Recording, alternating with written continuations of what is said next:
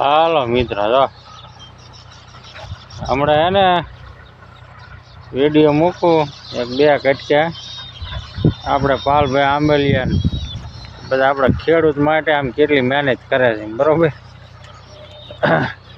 આ સાપકડા ગામ છે ને, અહીંયા મીટિંગ હતી એમાં આ બધું કે હવે એ ગામમાં બોલો ફીડર મોટું જબરું બનવાનું. આજે કચ્છમાંથી ને આમ દ્વારકા બાજુથી ને બધેથી ને આ લાઈનો નીકળવાની છે ને મેન એનું ફીડર જ અહીંયા છે. એટલે અહીંયા આવે એટલે લાઈનો આવે કેટલી જેટલી આવે એટલી 3 આવે 4 આવે બરોબર. પછી ફીડર બન્યું હોય અહીંયાથી ને આમ નાખ્યું પડે એટલે ચોમાસામાં પૂરી ઢગલો નીકળે ને એ 50 લાઈનોનું કે પણ આપણે નક્કી ન થાય કેટલું નીકળે. પણ 50 નહીં પણ કદાચ 10 લાઈન નાખી પડે ને એટલે એને ફરતું ગામમાં ફરતી વાડી બધી આવી જાય કે ન આવી જાય. એટલે આવું થાય બોલો. પછી વાડીએ જવું હોય ને એટલે ઉપર ઓલા આપણે ઓલા ડેટકે આપણે ઓલા ઝાટકે મૂક્યો હોય ને કે વાડીએ જાવ ને ઝાટકે મૂક્યો હોય ધ્યાન રાખજો ને શોટ આવશે એને જેવું પછી વાડીએ જાવ ને એટલે એને ધ્યાન રાખીને જવાનું ને કે પછી તરત ઝાટકો આવશે સમજી ગયા. એટલે આવું થાય છે. એટલે ખેડૂત મિત્રો બધા ધ્યાન રાખીને કામ લઈ ગયો બરાબર. ને આ પાલભાઈની બધા ટેકા દે ને એટલે એને વાદે ટેકો દઈ ગયો અને બધા જાગ્યો બરાબર. આ 15 તારીખે ગાંધીનગર જવાના ટ્રેક્ટર રેલી ના તે એવું બધું કરવાનું બરાબર. અમારે અહીંયા ટ્રેક્ટર હાલે હે બાટા ભાંગે એટલે આ બધું કહું બરાબર ને.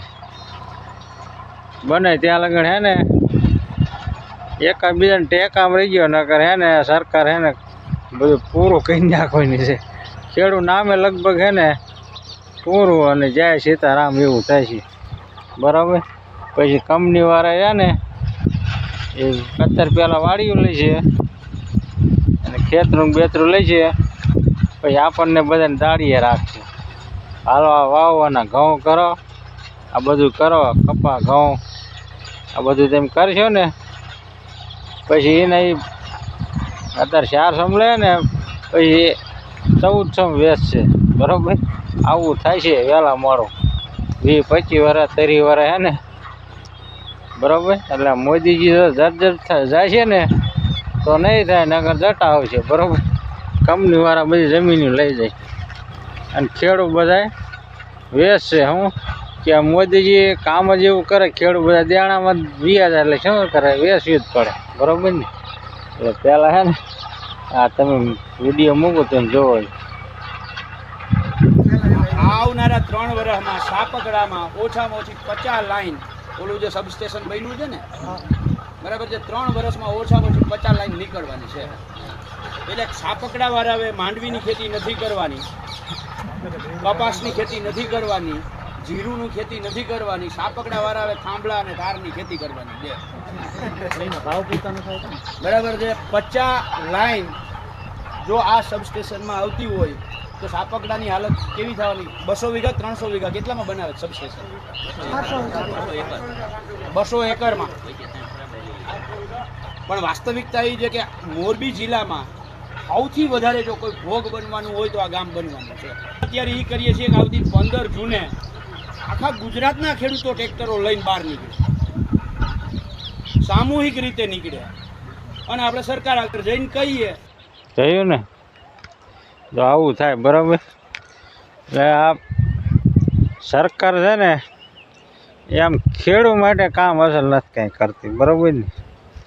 ખેડૂત માટે જો કરતી હોય તો આટલું ખેડૂત દેણામાં ન જાય, આવા DAPના ડીઝલના ને એ બધા ભાવ ન ચડે.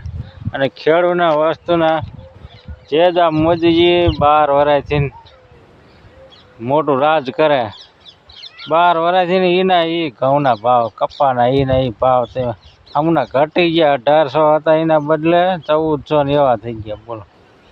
નીકળે એટલે તમે જોઈજો હમણાં ચોમાસું નીકળે 1200 ને આ તો કારું પીરું બધું આવશે. એટલે આવું છે બોલો. એટલે આમાં હું આપણે એકબીજા આપણે હે ને ખેડૂને જ ફૂલ ટેકામાં રહેવાનું છે, બરાબર. અને આપણે હે ને માસી ભાણી એનું કરીને અમારે હગવું છે ને આમ છે ને અને મઠપ કરી ને એ આપણને નડે, બરાબર. જ્યારે આપણને નડવા આવે ને ત્યારે આપણને સાંભળે કે આ ભાજપ સરકાર હારી નહીં. આ પાલભાઈ કેમ કે જ્યારે હારવા અને પહેલાં શરૂઆત થઈ ખેડૂત માટે લડવાનું ત્યારે બીજા ખેડૂત એમ હતું કે ઈવડે એનો પ્રશ્ન, આપણે હજી બહુ કાંઈ વાંધો નથી. પણ આ પછી આવવા મળે ને ત્યારે ખબર પડે કે હંધાય ખેડૂતનો વારો આવશે, બરાબર ને. એટલે આવું થાય, બરાબર. એટલે એકબીજાને ટેકામાં પહેલેથી જ રહેવું જોઈએ.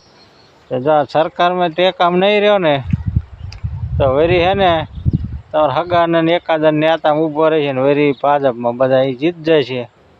અને 5 વર્ષ હે ને અત્યારે હોય પૂગ્યું હે ને પછી મને 150 200 આવ્યું છે ડીઝલ, બરાબર. અને આપણું બધું અહીંયા નહીં હારે. આ બીજો વિડીયો મૂકું તેમ જો. આપણી સરકારને 3 વિકલ્પ આપીએ છીએ. પહેલો માર્કેટ ભાવના 4 ગણું વળતર આપો, જંત્રી ભાવ નહીં. માર્કેટ ભાવ છે એનું 4 ગણું વળતર તમે આપો. જો આ સરકારને વિકલ્પ ના હોય પસંદ, અને કાયદા મુજબ છે 2013નો જમીન સંપાદનનો કાયદો છે, એમાં માર્કેટ ભાવનું 4 ગણું વળતર આપવાની જોગવાઈ છે. જો આ પસંદ ના હોય તો સરકારને આપણે કહીએ છીએ કે જેવી રીતે સાપકડામાં મોબાઈલ કંપનીએ કોકના ફરિયામાં મોબાઈલ ટાવર નાખ્યો હોય છે કે નથી, એનું માસિક ભાડું આપતા હે.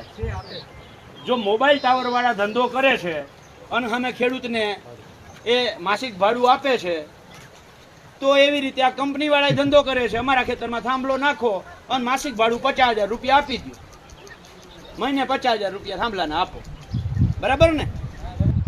બરાબર ને.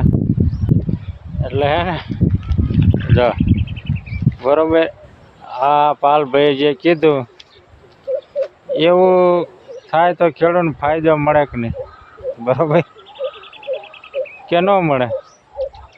50,000 એટલે મહિનાના 50,000, બરાબર. 12 મહિનાના 6 લાખ રૂપિયા થયા, બરાબર ને. એ ખેડૂને હંધાય કરતા ફાયદો, બરાબર. 50 કીધા, બરાબર. થાંભલો મોટો, હવે નાનું એક ટાવરનું નાનું થાંભલું નાખે, બરાબર. એ તો તમને તારે આમ જો ન જાય માથે થઈને તો બીજા છે તારના હાલવાના ને, ક્યાં બીજાને વાડીને નડે એવું તાર નથી ને, તો 10,000 15,000 ભાડું દે કે નથી દેતા.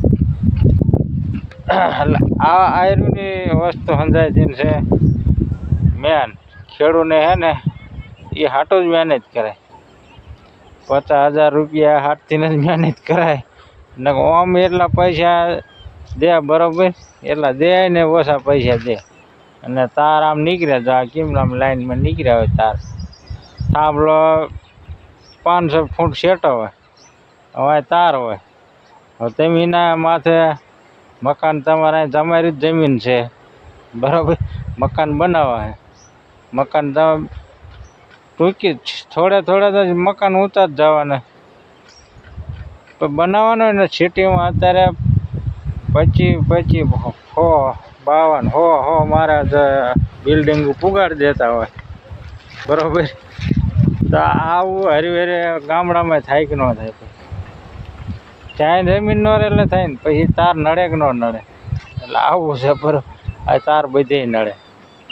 તમારે વાડીએ મકાન બનાવું 2 માળનું 3 માળનું, એના નીચે એટલા ઇલાકામાં થાય જ નહીં. લો 2 માળનું ન જ થાય, કદાચ 1 માળનું કરો તો તમે તાર માથે એવડા નીકળે એટલે તમને બીક રહેવાની જ છે, બરાબર. આમથી બીક રહે, એમાં ન બીક રહે.